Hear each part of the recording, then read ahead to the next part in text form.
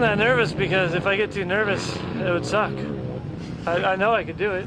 It's just the more you make out of it, you know, I know the physics and I know that it makes sense, so I just had to go do it. The more you look at it and the more you size it up, the more nervous you get, so I'm not really into that. To me, this is easier than actually when I race. 90 miles an hour through trees sideways is pretty damn scary. That